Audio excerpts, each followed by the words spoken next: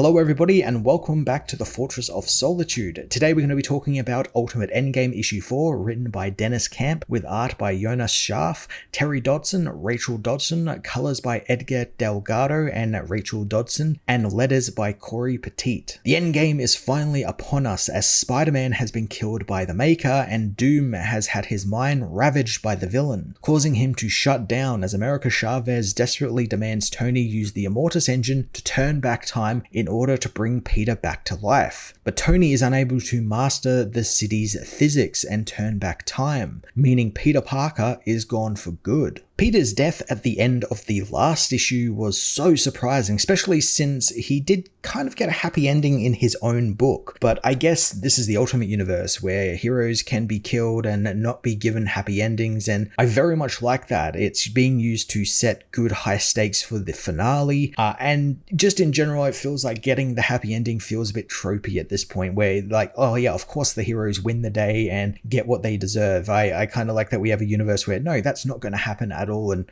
hopefully that continues through the ending of the Ultimate Universe. Doom orders the team to the city center since this is all a distraction, and he tries to ignore Maker's taunts in his head as America charges her power, using it to teleport the team to the city center and to the Maker's monstrous tree body. The trip takes a toll on America as she feels that time itself was fighting against her when she did the teleportation. The team don't stop to catch their breath though, pouring on the firepower to try and destroy the Maker's body, but the Maker scoffs at their weak attempt at an attack, saying that he created this universe and he decides how it ends, with some help of his assistant Doom of course, who refuses to help the villain, but Maker knows he already has. Outside the dome in Boston, Captain America and his team tirelessly fight against the Black Knights and the monsters called to Earth to fight for the Maker on behalf of Captain Britain. So a lot of time has actually passed in the world now because of how the time in the bubble and how time outside works, and now Cap has a big beard, and as per Vision's journal, he's apparently been at this non-stop for weeks, all in a bit to kind of distract himself from what happened in Fatherlandville with Red Skull. I would have liked to have seen a bit more of that fallout from that, because especially since Steve is emotionally detached from it all now, as per Vision's journal. So it really affected him what happened there, and we kind of got a little bit of it in the issue, but we never really kind of followed up on what happened to him after that. Just feels like a big piece of the story is missing here, and I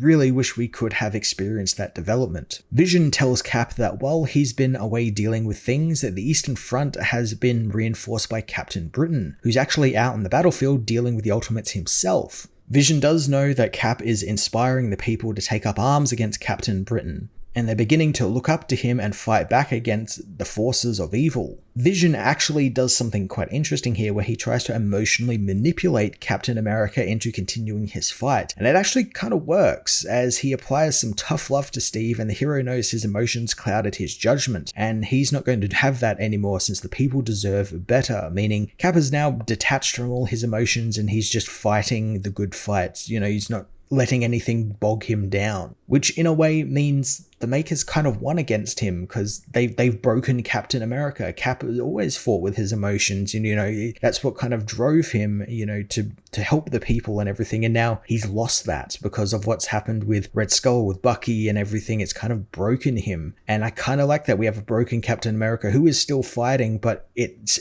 just that for him. It's just a fight. It's nothing more, and he can't find anything more to latch onto. It's wholly interesting, and boy do I wish we had a solo Captain America book to explore that in. Vision tells Cap about King T'Challa wanting to talk, patching him through to Steve. It's wild that this is the first time all of these characters are interacting. So much could have been done with these guys, especially Steve and T'Challa. They could have had that pre-established relationship that they usually have in the mainline comics where Steve, you know, knew a Black Panther during World War II. So he has that inroads with him there, as well as, you know, Vibranium Shield. So there's like bits and pieces that are there that you can use to connect these characters. It's just wild that because all of these Ultimates books are so wildly disconnected from each other, we don't have any of that. So when this comes up and both Steve and T'Challa are kind of talking like they're old friends, or, you know, have known each other for a little bit, it's just a little weird because like these guys have never interacted before, and it just takes away from any sort of like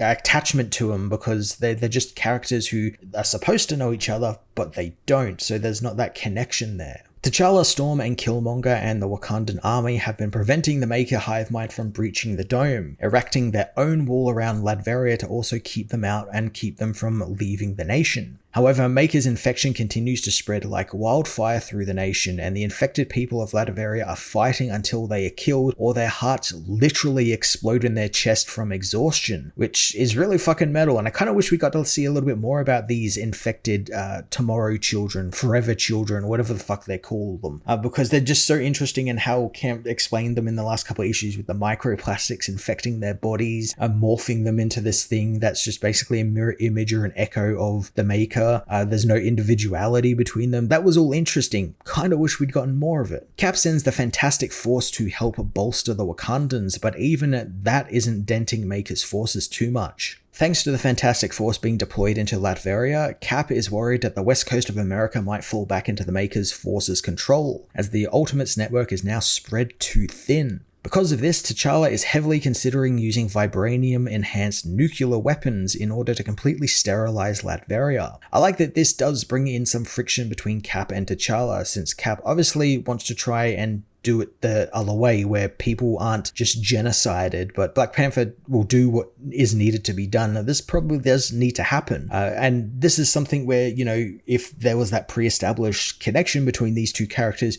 you could have explored a bit more. You know, Cap trying to save the world through being better and proving that the world can get better, and Black Panther who just wants to solve the problem with a big stick. There's potential there, but it was all cut down to fit into this book. And what's there is interesting, it's just a little disappointing. We're not going to get any more. Back in the Maker's city, Maker taunts Doom with how the microplastics got into his wound, and now he is becoming him, an echo of himself. Doom ignores him, telling America to use the distress beacon that Captain Marvel gave her and summon the Guardians of the Galaxy. America, however, is one step ahead and actually activated it right as they were trapped inside the dome. But thanks to how the dome and time work within the city, the signal cannot escape it. Maker doesn't take any interest in America or Tony. He's actually fascinated by how Doom is actually fighting back against him, confused since he was supposed to have cut all of Reed's fight out of his head a long time ago, but he guessed he missed a bit. Doom ignores Maker's comments and ignites a lightsaber-like weapon and begins cutting through the Maker's giant body, as the villain knows that he's hiding something in his mind, and he just found it while Doom was focused on keeping that secret safe, since it left the rest of his mind free for Maker to walk around in and discover things he never knew. The Maker-Doom dynamic has been such a cool idea right from the get-go, right from the early issues of this run. Camp has been doing a fantastic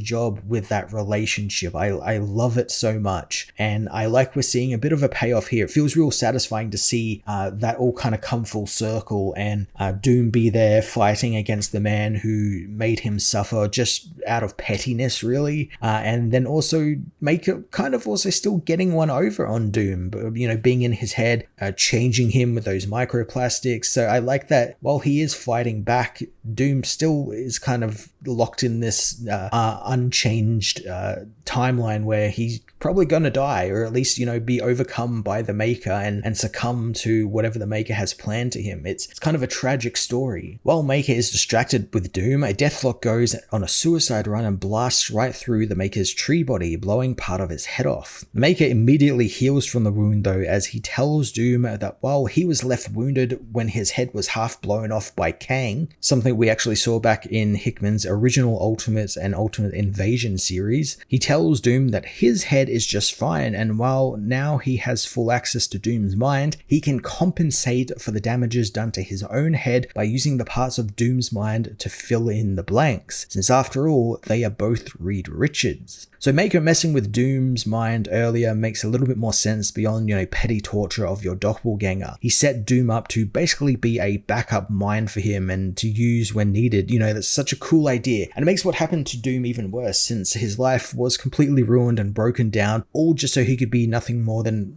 what is essentially a walking hard drive for the Maker, a tool for the Maker to do whatever he wanted with when he needed it. And that's what I've really liked about this. As I said before, I like that Doom is fighting back against the man who ruined his life, but it's a fruitless fight because the Maker is just, 20 steps ahead of him and has everything planned down to the T, so he will get one back on Doom no matter what Doom does. It's very, very tragic. Thanks to this new information from Doom's mind, Maker is able to retrieve Howard Stark's Immortus engine, having it delivered to him by one of his children. The unthinkable then happens as the Maker eats the engine and begins growing in 4 dimensions, getting ready to break through the dome. Outside the dome, Captain America battles Captain Britain, who takes pleasure in fighting Steve since he believes the colonies are beneath him and they are only good to really let loose and throw away your morals in. Steve and Henry's big confrontation, I feel, should have been set up a bit more. 2 captains on opposite ends of the spectrum in every way possible. And while we get a little bit of their opposing ideologies coming up, that feels like it's a whole arc of character development right there. That's a whole story arc for Captain America, dealing with Captain Britain, how their ideologies run in opposite directions and how they go about fighting each other. It could have been so interesting. Back in Latveria, Storm meets with May when they both combine their powers to create a powerful lightning storm tornado, which destroys huge swaths of the Maker's army. May fangirls a little since she's meeting up with her favorite hero and teaming up with them, and I hate how this kind of came out of nowhere. It was set up that May really loves Storm, it's why she's kind of based on Storm. Just kind of dropping it in here as if it's like kind of nothing, just feels like one of those checkbox things that, had to happen. Storm meets Storm, check. But it doesn't feel earned. It feels like we needed more with these X-Men characters because they came in literally last issue into Latveria and we've got nothing. And they're there to find like their friend Hai-Chan, and nothing has happened on that front at all in this book. And the X-Men book is finished. There's like nothing happening with these characters. They're just there because it's like, no, we have to have the X-Men stuff involved somehow, even though that was largely separated from everything else. T'Challa knows that they are losing the battle despite help from the Fantastic Four and the X-Men, wanting to prepare the nukes and evacuate his people to a safe distance. The X-Men refuse to leave the city since they need to find Hai-Chan, but it's too late as T'Challa launches the nukes, forcing Storm to flee and leave the X-Men behind. Luckily, before the nukes hit, the Guardians of the Galaxy arrive, shooting the nuke with a beam that turns them into music. Captain Marvel proclaims that they can save everyone as Star-Lord traps all of Maker's army in a prison pocket universe, which Daredevil then seals in his Tesseract. Man, I love how wacky the Guardians of the Galaxy are compared to everything else, and compared to like what they are in the main universe. This feels like the old school Guardians of the Galaxy before they became everything Abnett did in his run and made them a bit more, space rogues. This feels like wacky 60s sci-fi stuff, and I just wish we got more outside of that annual. They were just so interesting. Like just Daredevil alone, not just Daredevil being a cosmic hero in this, but just being part of the Guardians is just so interesting. And it's just really cool ideas wasted on single, appearances and never getting to see them again. It's just so frustrating that this universe is coming to an end. T'Challa runs some scans on the supposed Guardians of the Galaxy and finds that they sterilized Latveria in under a minute, without any use of nuclear warheads, mind you. Captain Marvel tells Black Panther that they are there to keep a promise to an old friend, and they have crossed a millennia to be there. Uatu, however, tells Captain Marvel that they have actually arrived too early, and they are actually a few minutes before the distress signal was actually sent out, which makes Captain realize what is about to happen. Below the heroes, the dome shatters like glass as the Maker breaks free, and because the dome goes down, the distress signal to the Guardians is able to get out. Maker screams that the universe will be unmade by him as the skies are plunged into darkness. Back in Boston, Captain America tries everything to bring Captain Britain down, but not even his superpowered punches and kicks leave a dent in Henry, who commends Steve and his Ultimates for actually hurting his bottom line and causing him to come out into the field, since no one has able to even come close to doing that. Tiring of Steve's meaningless attacks, Henry begins beating Steve into a pulp, believing Steve has forgotten his betters. Henry begins his usual classist bullshit as he cites Steve is of Irish descent, meaning he's naturally careless, but Steve knows he's American through and through, something Henry finds boring since nationalism was mankind's greatest stupidity. This coming from a man dressed in a Union Jack costume. Very, very funny. This is what I mentioned before, where had the book continued or Cap gotten his own book, this is the stuff that Camp or a writer could have explored with Captain America. I love when Cap is pitted against a warped mirror of himself, and apart from the physical action, which is wonderful here, we get a cool look at Steve's ideologies and how he lives by them, and how he fights against people who are very classist and elitist, and he's a champion of the oppressed, and I like that that is what he is meant to be, and in this universe he was that, and he has just been beaten back so badly that he's kind of lost that. We saw that at the start of the issue where he's dropped all his emotions and dropped all his feelings, so now he's just fighting for the sake of fighting, and he just wants it to come to an end, and maybe it will very soon. Henry lays on his attack with his sword, spouting out eugenics bullshit about how it's all about the breed of the person for him. The sword cracks Steve's shield, slicing through it and Steve's arm, cutting it clean off. Steve doesn't care for the wound, coming at Henry again and asking if he hates nations so much, then why the hell is he wrapped in a Union Jack? Henry merely batters Steve away, telling him that the costume and army are just symbols of his station and domination over his enemies. Quicksilver and Hawkeye try and aid Steve but are drowned in a sea of Captain Britain's forces, unable to get to their friend. The villain levels his sword at Steve's neck and tells him that he put Britain's myths in chains, hence the costume, but America's he'll just simply kill for the sake of it. With a single swing of his sword, Captain Britain cuts off Captain America's head, as Iron Lad releases an all-points message telling the network the Maker is free, and they need to all get to Latveria. So holy shit, Captain America is now dead. I was sure he was going to be a final survivor of this fight, or the last one left in this universe at least. He was such a damn good character, and that's not me saying him dying is a bad thing. I kind of like that he died. I kind of like that he went out when he was also at his lowest. That's something you never really see with characters. Usually you get that moment where they bounce back and come back more heroic or more, inspired to be a hero. And I like that Cap never got that. I like that he stopped having emotions and stopped, listening to his emotions, and it basically costed him his life. That's really cool. I like that. And I kind of like what Camp is saying with that, where America has kind of lost that nowadays, has lost that, ability to care or have empathy. And because of it, they are dying off. And that is 100% true. And I really appreciate Camp doing that, and doing that with Captain America, and being allowed to do that because it's the Ultimate Universe. Of course, he's allowed to kill off Captain America, and doing it in such a brutal way as well, where it's like, oh yeah, he ain't coming back from that. It's just fantastic. I love it. It also makes me wonder if maybe this universe is going to end on a bad note. Like, it's not going to be a happy ending. It's going to be the bad ending. There's not going to be that last minute Deus Ex Machina that saves the day, which I feel is overdone with big events. That's usually how big events go. There's that last minute thing that comes in to save everything. And I feel like we're not going to be getting that in this universe. And I appreciate that. I appreciate we're going to get a universe that actually